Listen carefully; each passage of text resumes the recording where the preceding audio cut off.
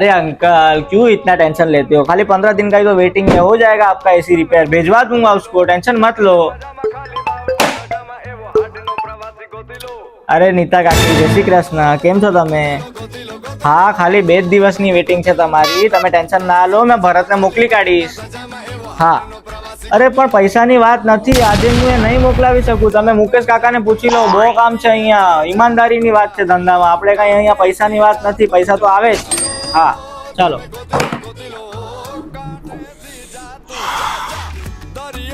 Hello हाँ भाई, वो बुर्ज खलीफा में एक फ्लैट चाहिए मेरे को 10 दिन के लिए, एक काम कर खरीद ले, बाद में उसको भाड़े पे चढ़ा देंगे। हाँ अरे यार वो बीवी को चाहिए था घूमने के लिए, तू बुक कर देना खाली। हाँ चल। ओ पकिया ये ले वो फोन दे देना, वो गरीब को, नीचे बटन वाला फोन यूज कर रहा था, मेरे को अच्छा नहीं लगा। ले बापू जયારે બોલે ત્યારે બોલવાનું નહીં, એક ગુજરાતીને એના કપરાથી તોલવાનું નહીં, કોઈ બી ગલ્લા પર માવો ગસ્તો કરોડપતિ હોઈ શકે, આ ગુજરાત છે બકાઈ વસ્તુ ભૂલવાનું નહીં।